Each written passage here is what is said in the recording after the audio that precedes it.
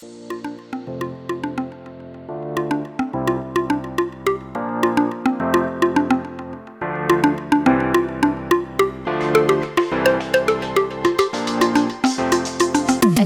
a balanced lifestyle doesn't have to be a dream, and wellness doesn't have to be an activity you save for downtime. Instead, elevate your personal and professional life with the tips, tools, and insights to holistically support healthier habits.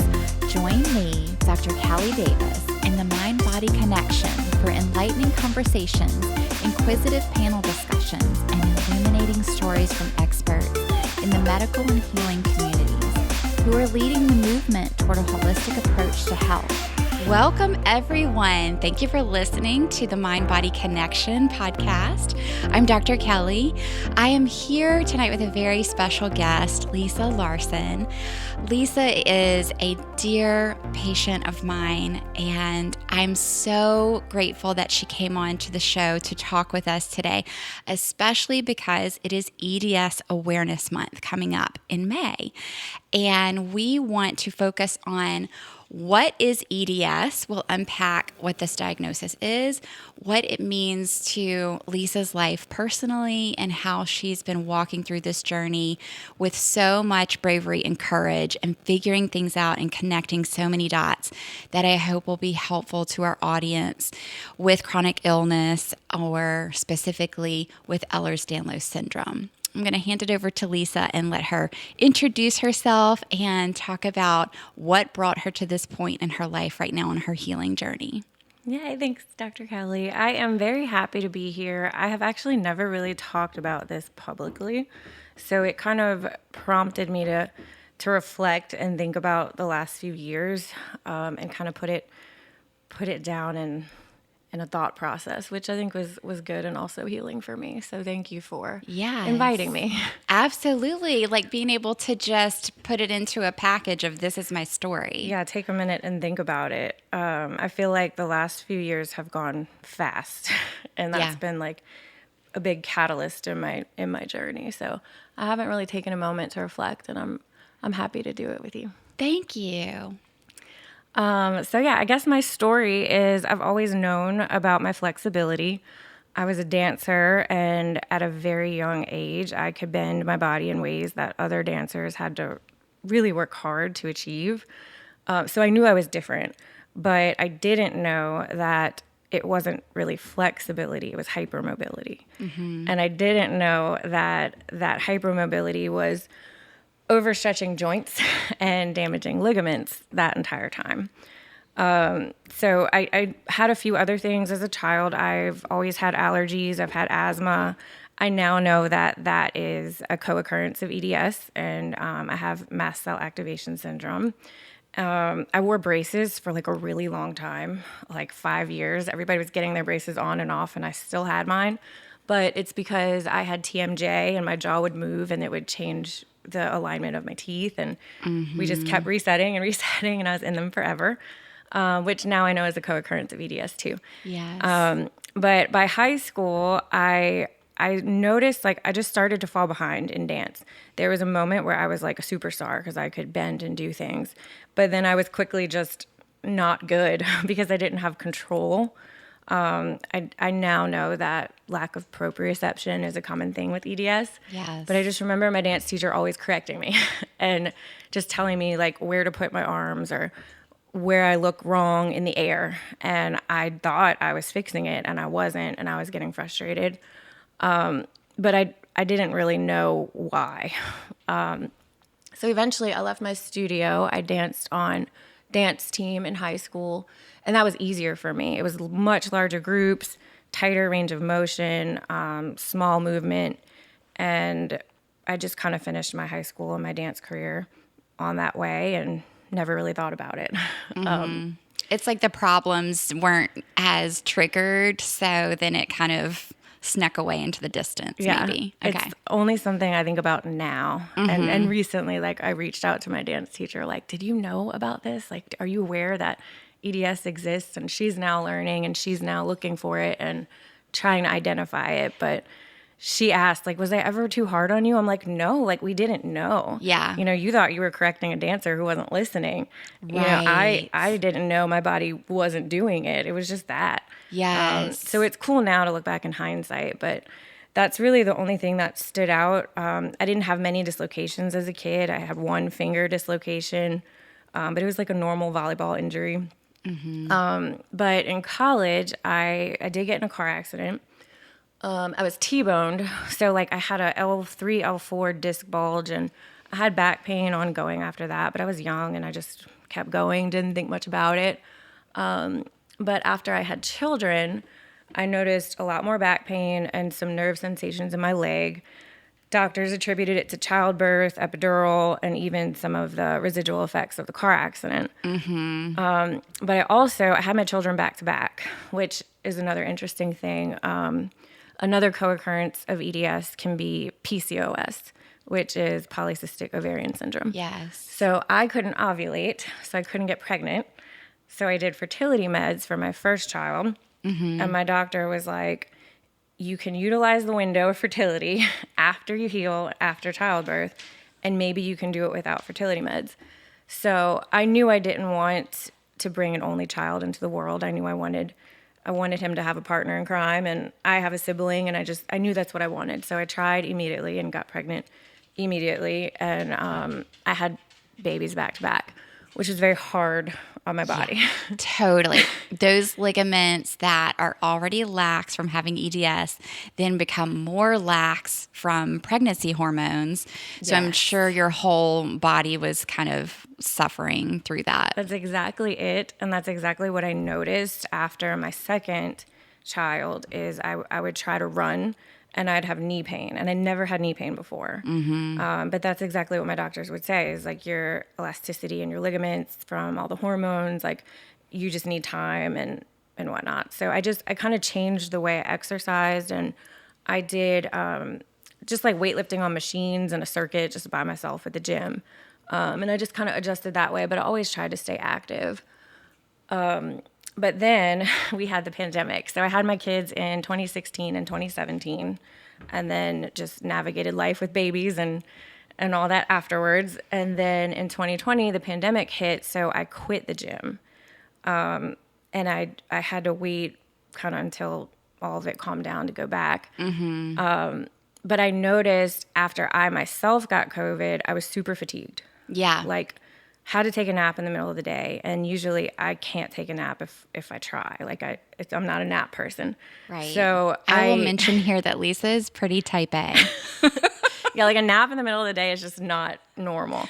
But and it wasn't just like in the immediate days or weeks following it. It was like it went on for a couple months, and I was like, I can't live like this. So I researched a little bit, but I just knew like historically my energy levels go up when I work out. So I was eager to get back to the gym, and this time I joined like a small weightlifting group. We did Olympic weightlifting. Nice. So I absolutely loved that. Yeah. It did help the fatigue. It did keep me going. It got my energy up. And there were studies coming out at the time about that. So it was cool to be part of that. Like I felt that, and I felt like I really pushed through that COVID fatigue. That's amazing. Your effort too, like in strengthening and getting your endurance back through that. That's hardcore. What I didn't know though is that hypermobility would start to show. So historically, I would run or I worked out by myself. Then I started weightlifting with this group of people, and I would really see how different my body worked. And like we would be doing certain things, and my elbows are pointing a total different direction, and I'm like, where are my elbows supposed to be? And that's when I learned how easy it is to hurt yourself if you have an over rotation somewhere. Yes. So I became hyper vigilant, and it was small groups, so my trainers were aware, and they were always modifying, they were always helping.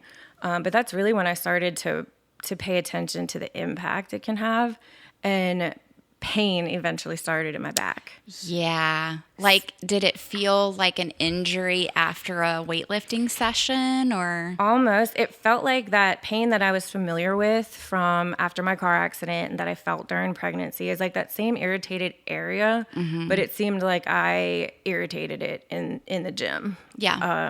And it was frustrating because I was so focused on proper mechanics and I felt like I was doing it correctly. And I had people watching me. We were surrounded by mirrors. Like on the surface level, it looked like I was doing things correctly. But now I know I didn't really have the stability underneath to support what I was doing. Right. So the back pain. That's a good point. I mean, that's where a lot of patients, I think, find themselves. Yes. Where I'm doing all the things, I have all the training variables in place, but then if there is not a diagnosis or there's not an awareness yet of what the connective tissue is doing, then we're very susceptible even when we're doing really good training. Yes. So at the time, I thought I was getting so strong. I was incrementally increasing weight.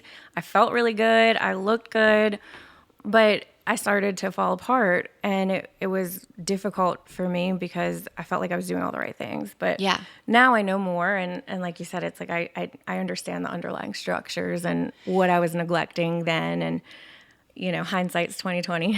Yes, you didn't know then what you know now. But I do believe it's all part of the process. It led me to PT. My back was hurting, so I went to PT, and my physical therapist, she took an interest in hypermobility. She has it to some extent. She's seen it in her personal life and friends. So she took an interest in it. But one day she was trying to do a scraping technique on my back, and she noticed my skin elasticity. And she noticed the layers of my fascia and how it didn't feel connected. Yeah. And how like my skin felt separate from my fascia, which felt separate from my muscles. And she was like, this is so interesting. And she asked, has anybody ever asked you about Ehlers-Danlos before? And I said, no, but I'm really like interested in that because since this experience in the gym and seeing how much I have to modify for hypermobility and seeing what my squat looks like compared to other people's squat and how people have to work really hard to do what my body just falls into, I started to look into the hypermobility. And it's come up a couple times. And she said, I think it's something to explore. That was the very first time in 2022 that I had a name for it, that I had something to really consider. And it came up during a session where she was doing manual therapy on you and noticed it in your literal connective tissues. Yes. Yeah. Which at the time, I didn't understand that either. I was so focused on the hypermobility. Right. I didn't fully understand what it meant. I didn't really even know what fascia was. Right. Which is crazy to think about now. But nobody told me what fascia was. Right. I didn't know. But just her asking that question, I know enough about the medical profession that if they're asking questions, it's because they think something. Yes. So when she asked the question, I'm like, what are you thinking? Yes. What's your hypothesis around this? And by then we're really close because I had been in PT a long time. Yeah. So she told me, and I went and I got on Dr. Corso's wait list at the Fascia Institute. So I had some comfort knowing I was on his wait list, like I'm doing something about it. I worked through PT. I got out of back pain. She told me, go back to weightlifting, but I don't think you need to work out in a group anymore. She wanted me to work out one-on-one. Yeah. So I did. I worked out with a personal trainer. But I guess I still wasn't fully aware. There's only so much time in PT, and they're only seeing you for a short amount of time. And in that time, you're focused on proper mechanics and posture, and you're not like your real self. So she didn't know, and I didn't know how bad my just body mechanics were. Right. And how like backwards I do certain things. Like being an observer with you on the day-to-day type of like movements that you go through from morning to night. Yeah. Just the way I unload the dishwasher, the way I reach for something. Yes. I don't use the proper muscles. Yep. I cheat everywhere. I use the joints. Yes. So now I know really what happened in the gym that day, but it was another really frustrating thing for me because I'm working out one-on-one with a trainer. She's watching me. She's standing behind me. I have the proper mechanics. She is so aware she's not going to let me hurt myself, but I dislocated my shoulder. But What now, movement was it on? It was a row. Uh-huh. It was a row. And she was standing right behind me watching it. But it wasn't her fault and it wasn't mine. It's repeated misuse. And so it was just tearing and tearing and tearing, or it was fragile stretching. tissue. Correct. Yeah, fragile tissue. Yep. Ugh, and it was gnarly. But what happens when you have you ever dislocated anything? No. I don't know if that's a thing anybody actually goes through. Normal people. I think like some athletes experience it at times. Yes. Well, so the way pitchers are the ones. Yeah, boys. Just a lot of boys.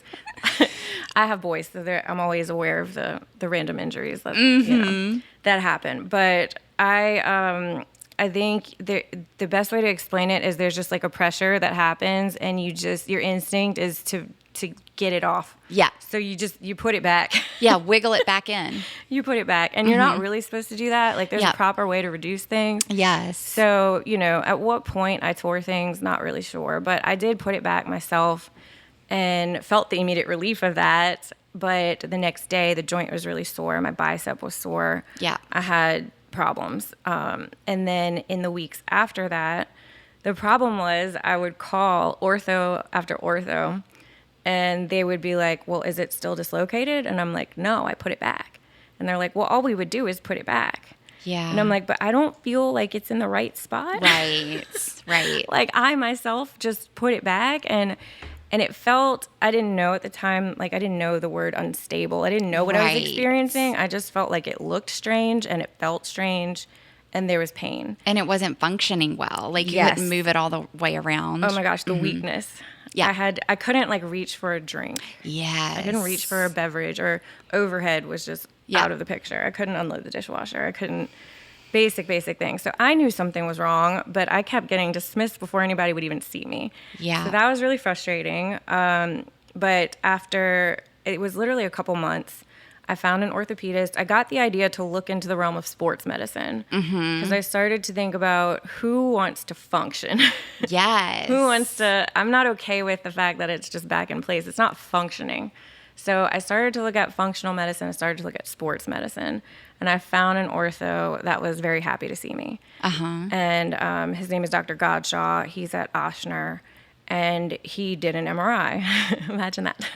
So he knew I put it back, and he knew there's probably something wrong in there based on his evaluation. It was really loose, and it wasn't presenting great. The weakness was present. I also told him I suspected I have EDS. I haven't gotten to the place to have it diagnosed yet, but I do have hypermobility. He was the first person to do the Beighton scale on me. Great. And he believed me. Yeah. I want to pause for a second here because this is huge. Yeah. You just talked about the experience of frustration and being dismissed. First of all, you're hurting and your shoulder is not functioning day to day. And you're hearing back from orthopedists like generic answers like, well, it's already put back. What else can we do? And then you're knowing intuitively something is wrong. You're like kind of knocking on everybody's door saying somebody needs to help me and see this. Yeah. And so finally you got connected with the right doctor in this case, meaning a doctor who listened to you. Yeah. And who followed through with specific testing that revealed a diagnosis. Yeah. And then went a step further and said, okay, let's look at your hypermobility. Yeah. And he was super honest about it too. Like, he's like, I don't know EDS very well. I'm not going to diagnose it or tell you I know everything about it. But what I do know is in hypermobility, ligaments stretch, and they stretch and they stretch and they stretch. And often what I had was 2 tears in my rotator cuff. That's what he found on the MRI. Yeah. That often there's rotator cuff surgery, there's a repair for this. But what I know about hypermobile tissues is it's going to do more harm than good. Yes. And the surgery, you mean, like a surgical repair. Yeah. And I was so afraid that, surgeons like to cut, you know, and I was so afraid going to an orthopedic surgeon that he wouldn't hear me when I'm saying, I don't want you to cut. Because I researched and I felt like surgery was not a good idea. But I was kind of prepared for that fight, I guess. Yes. And there was no fight. He said it to me. Yeah. And I was just so thankful that, okay, he sees this, he gets it. He told me, if I sew it back, I'll have to sew it back so tight. Right. Because I know it's going to stretch. And then that tightness is going to be miserable. And then it's going to stretch anyway. And he's like, I want you to go the PT route. And athletes do it. You know, there are a lot of athletes who opt out of surgery. Yes. And I felt like for the first time I was in the right place. Totally. I will add here, there's tons of evidence on non-surgical rotator cuff repair. Yes. Good outcomes. It doesn't mean that everybody's going to get better without surgery and just doing PT, but a lot of people opt for surgery and they could have just gone conservatively. Yes. I will say it is a game of patience. It took time. For me, it took about 11 months Yes. to have full strength. Good point that it was long term. It's a long time, which I see that as a no-brainer. It's worth it. But I could see how somebody who doesn't have this might not see it that way. Yep. But every time I would go see him, he would check in on me every 3 months or so. And I would be nervous that he'd be like, all right, PT's not working, let's cut. But he would measure and he would see the gradual increase. Great. Every now and then there would be a setback. Like I would partially dislocate it again, but he would understand the weakness came from that. Yes. He would order more PT. He let me work through the process, and it was a cha-cha. It was forward, backwards. Wow. And he let me do it. And your determination that too. was That's you kept being so determined. You didn't give up. I just felt like it was the only way through. Pain is a really good motivator. Yes, for sure. And it's my right arm. You know, I really needed my right arm back. Yeah, you have 2 babies. Yes. And mental health struggles. My mental health struggles if I'm not active. Yes. And so being benched, especially from like the joys of weightlifting and feeling that progression and being so proud of myself to just this huge injury that takes me out completely. Yep. That's really hard. And that was probably the hardest part. But also the motivator. Like, I just want to get back to it. Yeah. Talk to me about this because I do see you a lot of times through this athletic lens. We've talked about this. Like you were living with EDS, but you are also in this athletic body and you are an athlete. I mean, you came from a dancing background and the weightlifting. You've never quit moving. You've always been very dedicated to your body movement.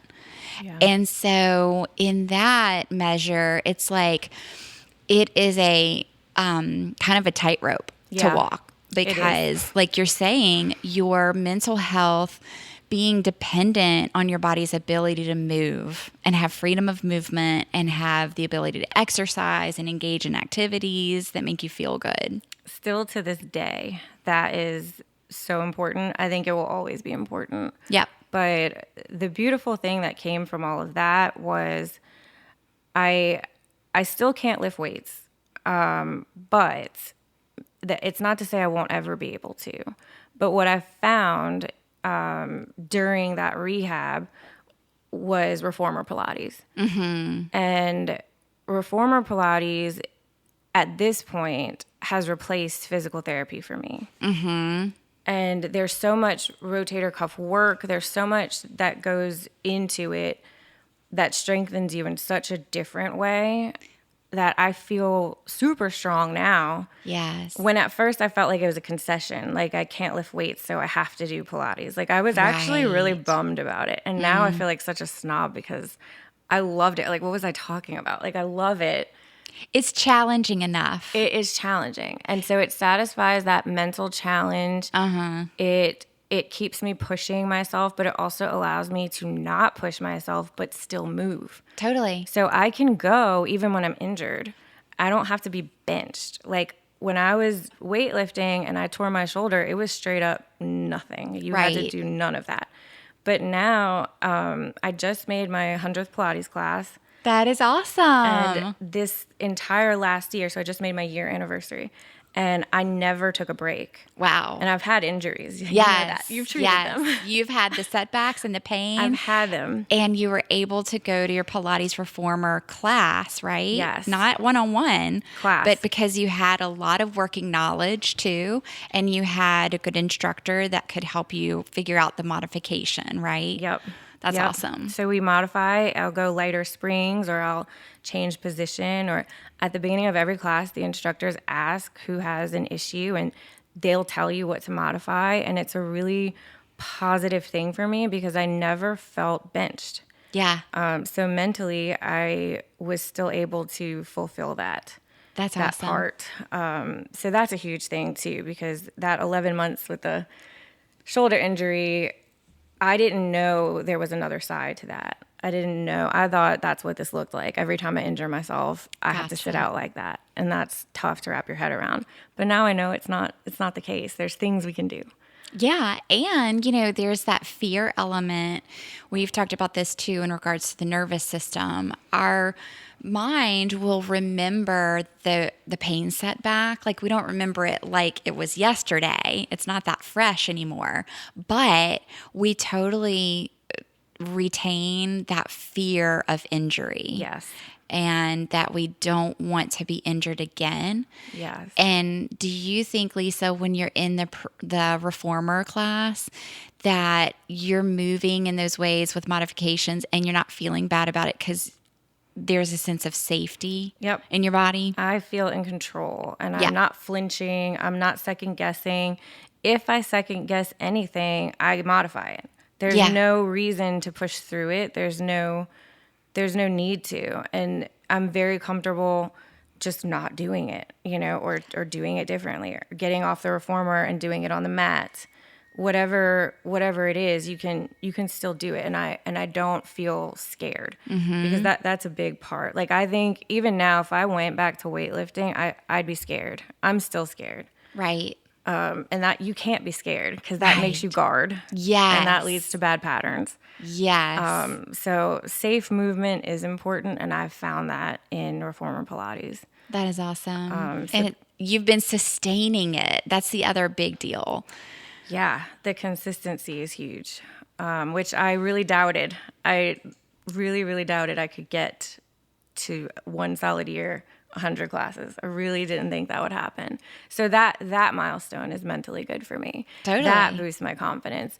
That helps me look at, okay, I can do this. I can keep pushing. Eventually, maybe I can lift again.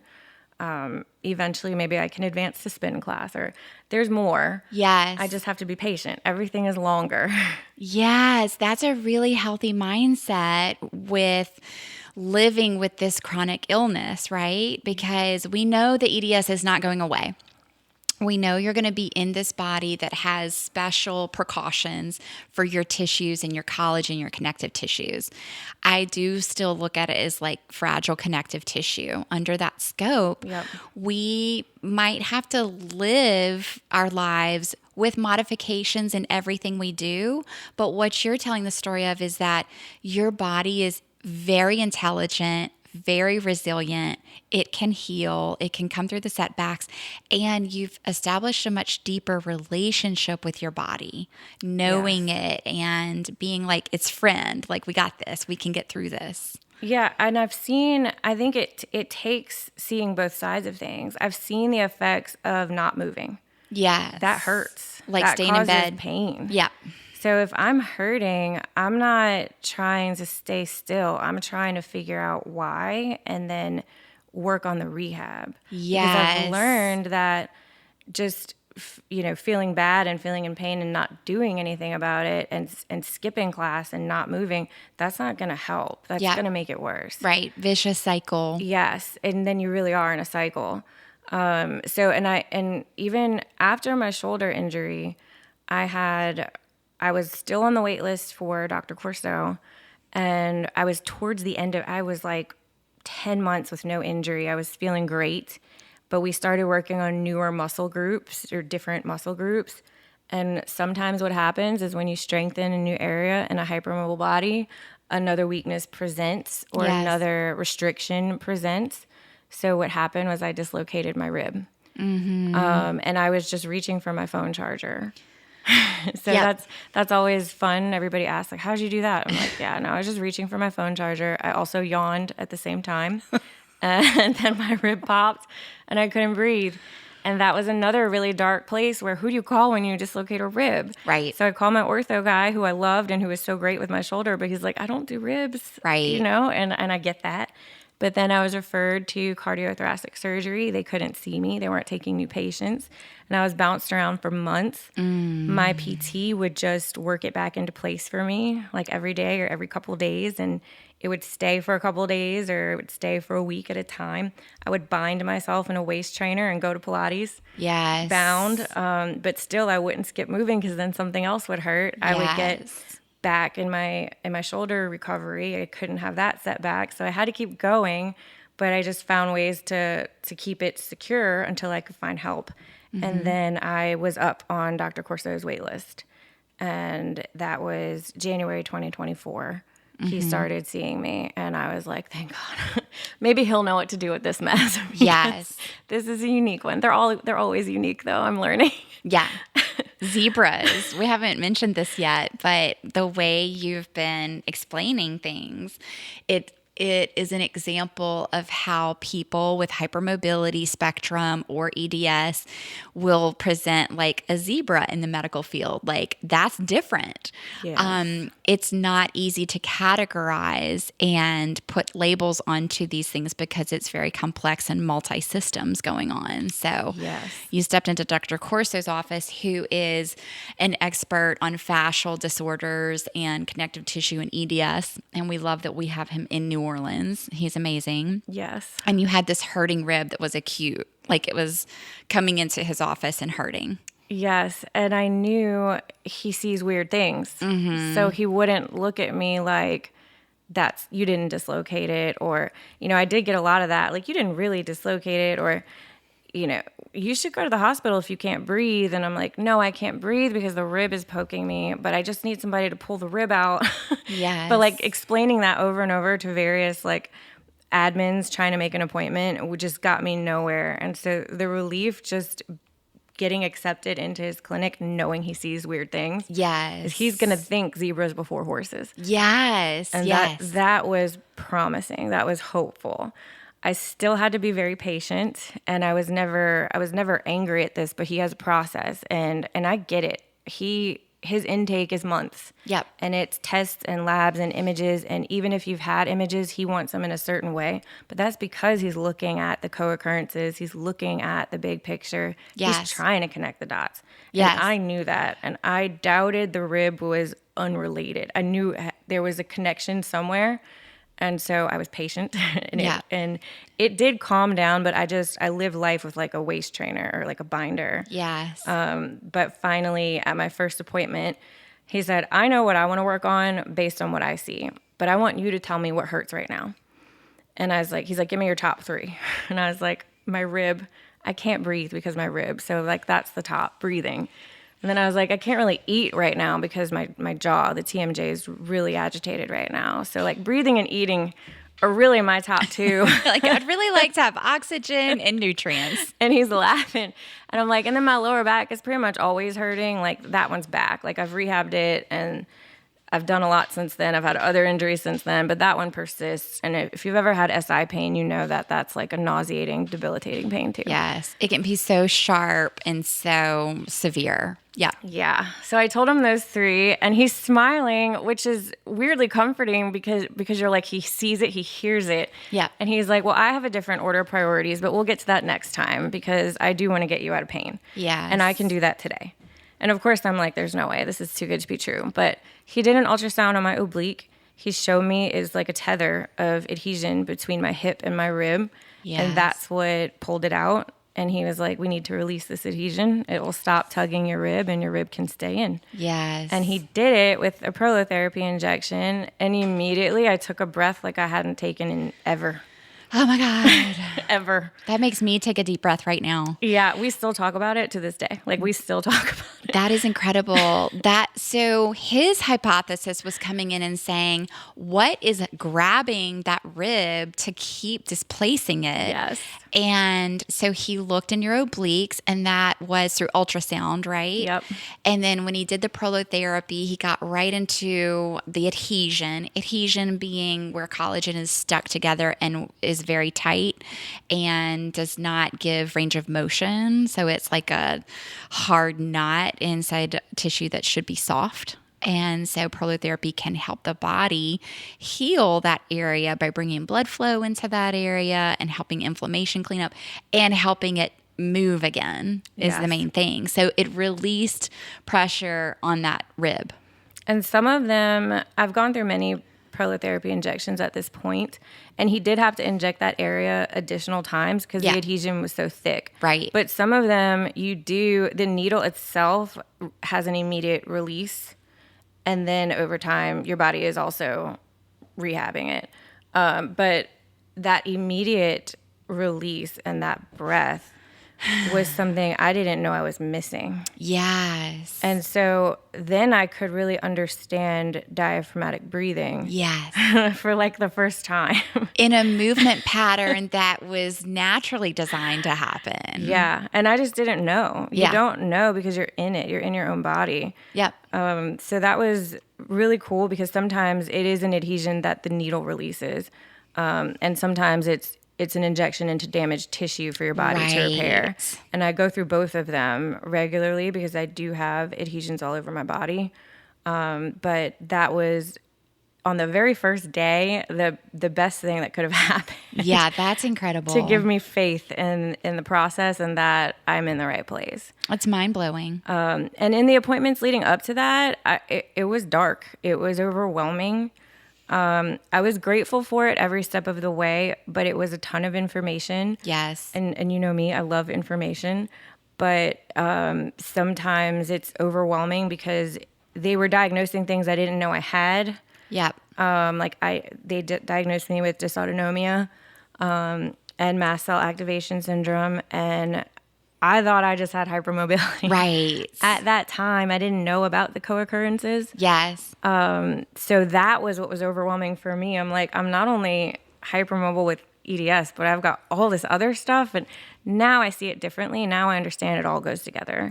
It does. We even call that the triad of having the mast cell activation syndrome with the hypermobile EDS with the dysautonomia. Yeah. It's like a evil little umbrella of three hard things. In some ways, though, it was really, it was validating. Like once I got past the initial overwhelm, and he always kind of smiles about it because he enjoys watching those light bulb moments. Yes. And, you know, they'll ask me, like, does bright light bother you? And I'm like, I live in the dark.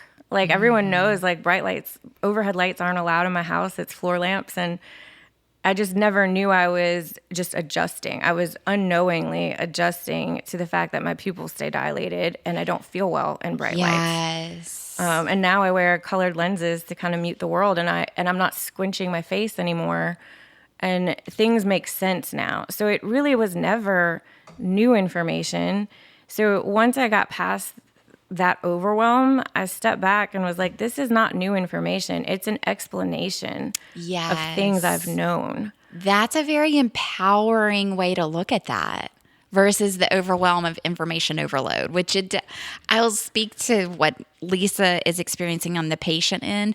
On the provider end, it feels like a lot too. It's like tons of information and knowledge to synthesize and break down, and to be able to make sure that you're leaving a provider contact with or a session with a lot of education. Yes. So that education can feel kind of daunting, right? Because it's a lot to learn. Yes. But then you turned it around in your outlook and you were like, wait, I've been living this way. This is just giving me some control over that. Yes, it explains it. And I do love the information. I always feel that knowledge is power, and it eases anxieties. It explains things that you didn't have explanations for. I just think what was overwhelming was all the diagnoses. Yes. It was that part. And I'm like, what does this mean? And all of a sudden I've got all these extra regimens, and I've already done, I'm doing the most with my body every day anyway. And now I've got 4 salt packets and all these extra rules and things. And traction. And don't do forward head and sit in this posture and also do this and do 20 more things a day. Yeah. Yes. And to where you're just like, how does your brain keep up with all of this stuff and also function? That's the part where I'm like, I don't know how to adjust this much. But different people have given me advice, and you were one of them. Like, just try a few things at a time. Yeah. Introduce a little bit at a time. Yes. And I think about that all the time. Anytime I get an overwhelming list of things to do, that's what I do now. I'm like, okay, 2 things out of 10 is better than none. Let's start with that and Absolutely. then build. But kind of getting that permission to do that, is meaningful. And I think, it turned from overwhelm to gratitude. Wow. I do still see him. I continued seeing him to work on the restrictions and the problem areas, but we never, even like months in, we never really focused on the diagnosis of EDS, which is funny because we talked about the other things, but we knew I was there for hypermobility, but we never like looked at each other and said, you have EDS. But one day, like randomly, I was just like, so is this Ehlers-Danlos? Like I asked him and he kind of giggled and he's like, yeah. And I'm like, I don't know why. Like I know it doesn't change anything. Like we're doing what we're doing, but I think I'm just ready to like embrace that, right? Yes. And just, okay, this is what that is, and name it. Yeah, name it. And so that really just happened last year. That is a lot of power in you whenever you can name it, right? Yeah, I think there's an acceptance piece that needs to happen, and I think that was the moment. I had a couple moments that stood out that were, impactful, and that was one. Like, okay, this is that. I don't have to wonder or think about it anymore. Like, now I know what I'm dealing with, and now I'm just going to continue to learn everything and manage the setbacks and manage, life. And then over the last year, initially the setbacks felt really devastating, or like an injury felt really devastating. And I kind of had to get a grip on that, like the outlook of it. It was devastating because I didn't have the right providers. Yeah. And now I had to consider that, okay, I have Dr. Corso. Right. And then most recently in September, I dislocated my SI. Yeah. And that fear came in again because even though I had him, he wasn't manually putting back dislocations really ever. Right. And I wasn't in PT anymore because I was doing Pilates and I didn't need it. And I'm like, who is going to put my hip back together? Something is very wrong. And that's when I thought of you. Mm-hmm. And that was a big milestone for me too, because I had comfort knowing, I'm like, Dr. Kelly can help me. This is okay. Yeah. It hurt really bad. And it was very painful, debilitating, scary. But I was just telling myself, it's different this time. It's not like the rib. It's not like the shoulder. I'm not calling around looking for somebody. Right. Call Dr. Kelly. Yes. So I called you, and you told me, you were so calming, and you're like, this is okay. You're going to be okay. You told me what to do to get through the weekend, and then you saw me and you fixed it. Yeah. And it's kind of like that first appointment with Dr. C when he fixed my rib. It's like, it's gaining trust in the system, in the process, and in that you're not just lost and broken. And that was like the second time I gained trust again. Wow. When you fixed it. Because I felt like it was something that was so unique, you couldn't fix it. I mean, people will tell you don't dislocate your sacrum. You don't dislocate that. That doesn't happen. You were very validating, like it's not in the right place. And totally. We're going to guide it back. And you connected the mind body for me. And that was validating. Like how you think about it, how you visualize it, all of that matters. So panicking is not a good thing. It's the natural response, but we want to be able to like bring in our tools. Yeah. You already had a lot of tools when you came into my clinic. But I was scared. I was very scared. And it's one of those dislocations too that you can't put back yourself. Yep. And so when your urge is like, oh my gosh, I just want to put it back, but like it's your sacrum, you can't. We need help sometimes in the process for sure. We need manual therapy, hands-on, making things better. Facts. That is the truth of it. And because I had that experience, I don't have as much fear. I'm not scared of the setbacks. I know I can keep going to Pilates. I can keep doing the things. I know we're going to work towards a solution, and I'm not just broken and calling around. Yes, and that you'll be okay, but that you're receiving the right care and the right provider. Yeah. That's huge. It is huge. I'm going to say right now to anyone listening who's in the position of not having the right provider and not receiving the right care being validating, you feel better when you walk out of the clinic, you are armed with tools and knowledge, you need to seek the right provider and the right care. It's going to help the journey accelerate your healing process. That's so true. And that's why knowledge is super important. Knowledge is one of the biggest ways I cope, because it does help with anxiety and it does help me advocate for myself. Absolutely. And understanding your own pain. Yes. Yeah. So if somebody tells me that's not a thing, you can't dislocate that, I know otherwise. Yes. I know it's rare and you've probably not seen it in your medical profession ever, but it doesn't mean it can't happen. Yes. And that's okay. But I know enough to just graciously go to the next person or the next provider. So I think that's a big one. It's part of the purpose of doing this podcast in this way, because we want to spread awareness. We want more people suffering with pain, or the people treating patients with pain, to all be aware of EDS, all be aware of hypermobility, all be aware of the things that are kind of flying maybe under the radar of conventional medicine, because it doesn't fit into those typical categories sometimes. But we have to really push harder for that better care, because more awareness equals more advocates everywhere. It's very true. And it's thought to be underdiagnosed. Yes. It's thought to be that more people have this than we think, and it presents so differently in different people. So yeah, I think the awareness is really important. And I think as a patient, the more you can learn without overwhelming yourself. I kind of take it little by little. It's slow, it's consistent. I learn more with each new injury or each setback, but I try not to learn it all at once.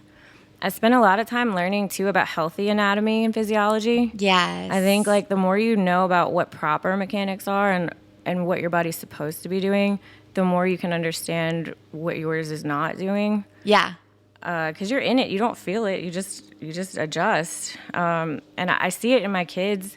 We don't know that they have EDS per se, but they definitely have hypermobility. They definitely have MTHFR mutation. Yeah. So I pay attention to them, and I see the way they move, and right. And that makes me want to learn more, because I want to teach them, and we can protect them because we know more now. Totally. I mean, that even just the component of body awareness in all children. And to be able to think about our distractive society, right? We have so many distractions. It's not just screens. It's distractions in every form. Yeah. And when we can have our children know that being in touch with their bodies, having that presence of just being with their sensations, the sensory awareness, the body feedback, the brain-to-body connection, those are powerful tools to grow up with. Yes. No matter what they're going to be facing in the future. Yes. And we just didn't have that. We didn't have the knowledge. And my kids are young. I mean, they're 7 and 8. There's only so much they're willing to learn and participate in.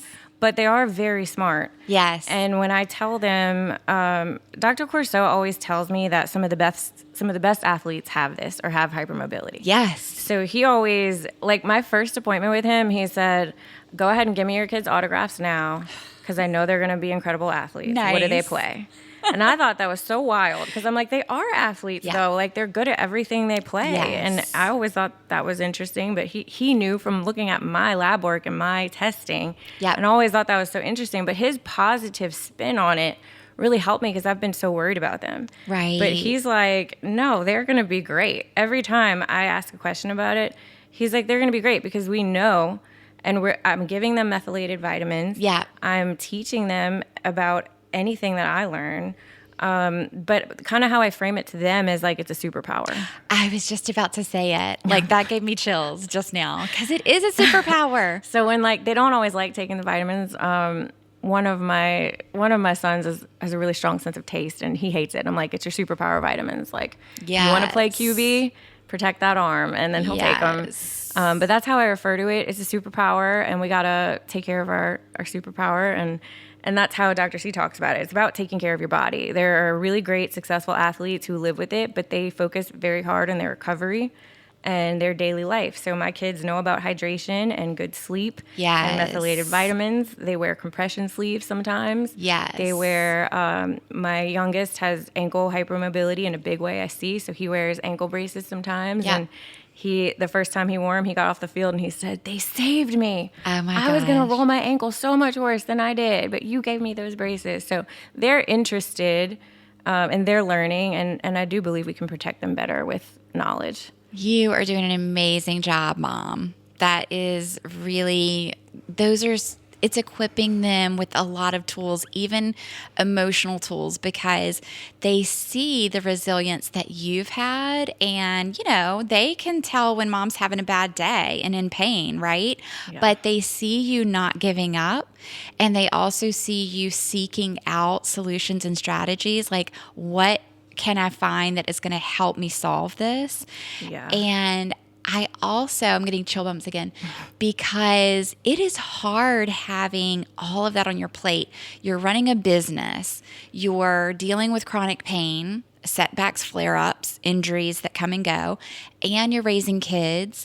And the flexibility that you have as a huge tool of being like, okay, I have to modify this. I've got to change up this day. This day is going to require a different balance from me. Yes, and I'm still learning, right? Like, I don't think I get it right all the time. But both things, parenting and running the business, both things require planning. And it's planning in a way that leaves some space. Yeah. So with my business, I plan my time blocks around deadlines, but there's cushion. That way, if I have to push something back, I don't feel like I failed. I feel like I'm using the safety net I put into place. Great tip for everybody for lifestyle. It wasn't always like that. I felt like I failed. Mm-hmm. If I had to push back something, even if it's my own business, I'm making up the rules. I'm making up the deadlines most of the time.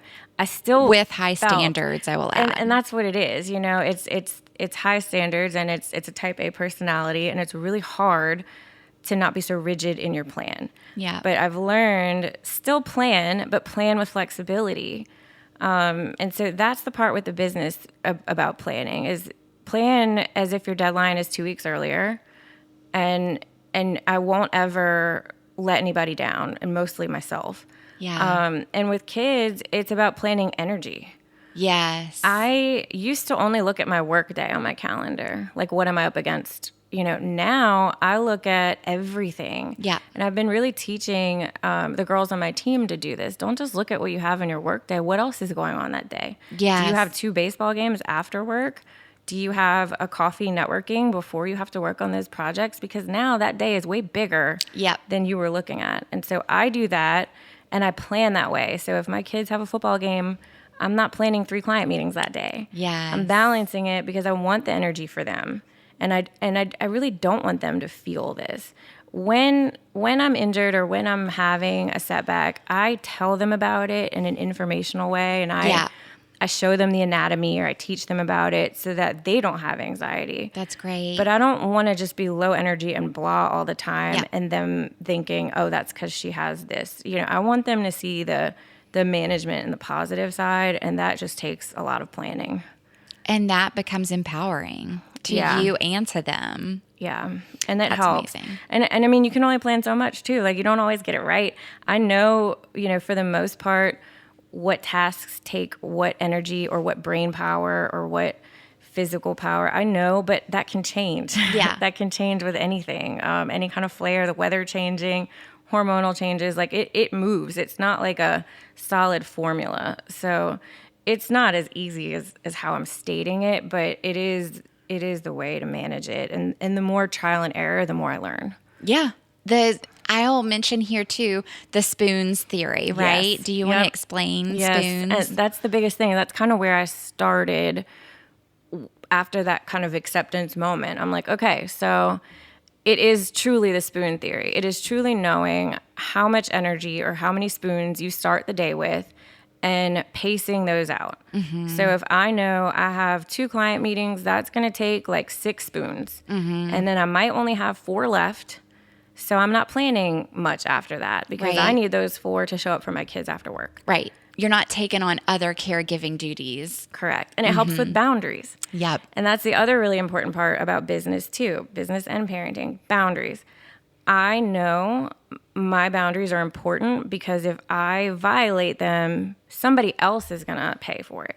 So I don't want to push beyond my boundaries because then my kids have to deal with that. Yes. I don't want to push beyond my boundaries in business because I don't want to overpromise anything. Yes. I have a reputation to uphold and I have high standards. And so I have to promise what's within reason, knowing what I know about me and what my team is capable of, what my business is capable of.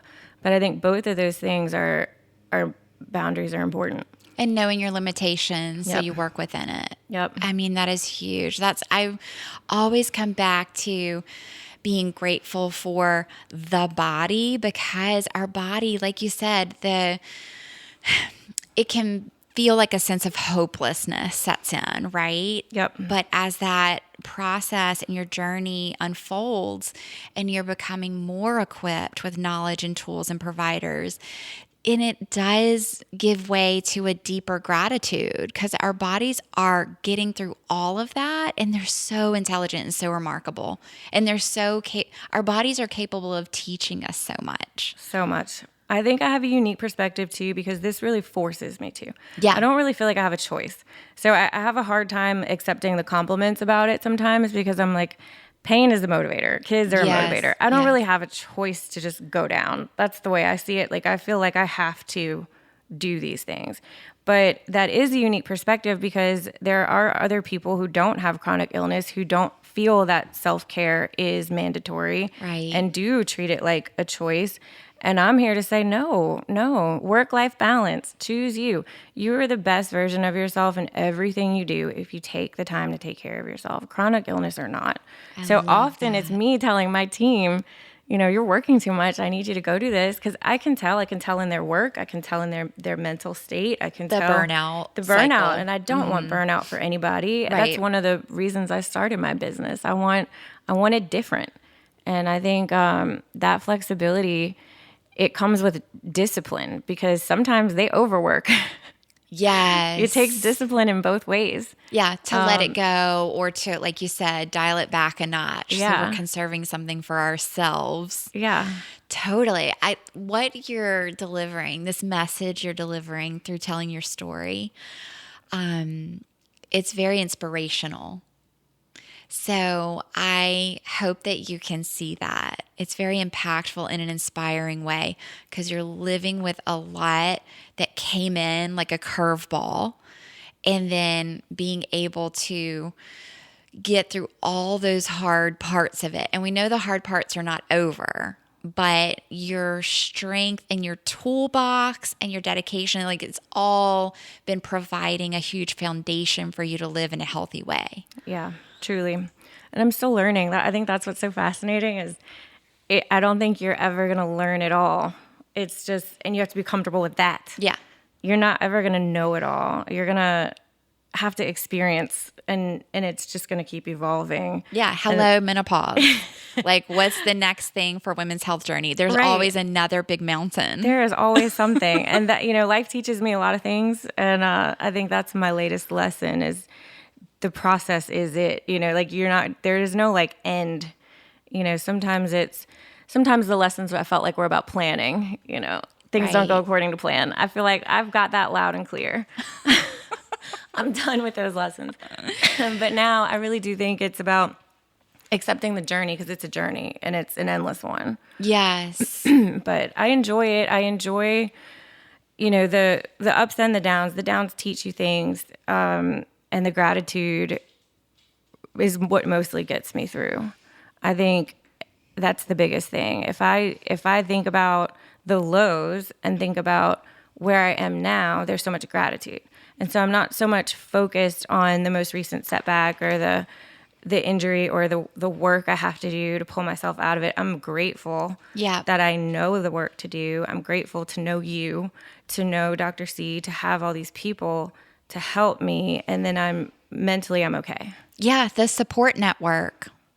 Combining support network with what you have going on internally with knowledge and techniques is like, it's made you a better quality of life to live, right?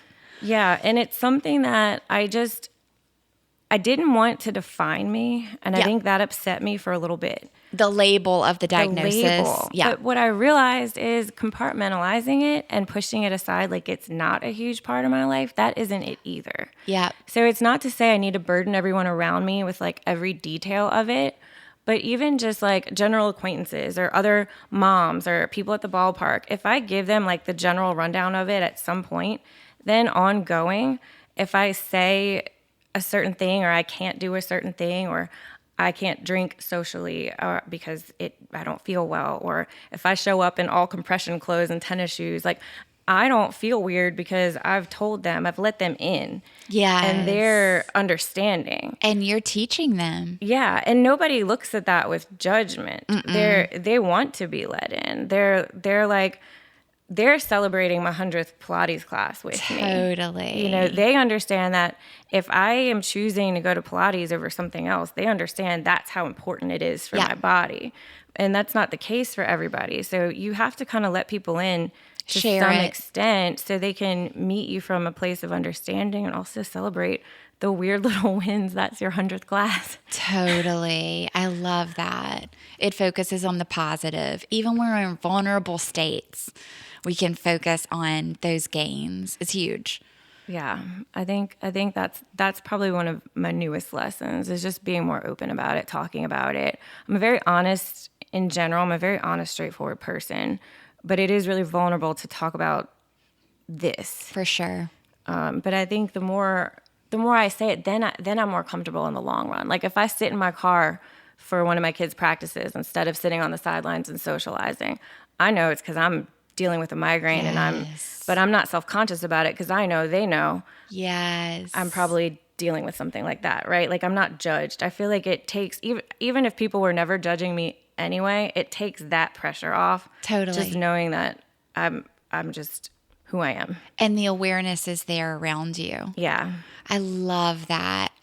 I'm so grateful to you for coming on to our show and being vulnerable and sharing your story and helping to inspire others. And I want our listeners to know that visiting our podcast, where you can listen to our podcast anywhere, but also visiting our website where we have a list of resources for EDS providers. And I'll also say, if anybody's interested in Lisa's business, Adore Digital Marketing, let me plug that real quick because Hands on Health has been a client of Lisa's and she's helped us with our branding and marketing. And she's really a genius with all of that. So all those resources will be linked into our podcast notes. And if you have any questions for Lisa or myself on this topic or anything concerning chronic illness, please reach out to us. You can email me at drkellypt@handsonhealthnola.com. And Lisa, is there anything else you want to say? What's your favorite self-care practice right now? Let's end with that. Oh gosh. I have a few though. Pilates has got to be my top. If that goes out the window, everything else goes. So I think that just has to be my top. But probably one of my weirder ones or just different ones is I told you this the other day, but I'll play music. I'll just like play an album and I'll put out my yoga mat and I'll just move. Yes. So it's not like I'm going in with a plan or like one of my set exercises I'm supposed to do, but I'll lay on the mat and I'll breathe and then I'll move how I feel like my body wants to move and it'll slowly stretch or slowly move and just get blood flow and tissues, but I'm listening to music and I'm calm and I'm breathing, and it's really like a nervous system reset too. Totally. I love that. It's very like soulful, mindful movement, and you're connecting back into mind, body, and spirit. Yes. And that helps me be aware of my body. If you don't like take the time to be with your body, you don't realize where the tension is or where things need help. Yeah, I think that's a perfect ending statement right there. Take the time, everybody, to be with your body. I loved this so much. Thank you so much. Thanks. Thank you.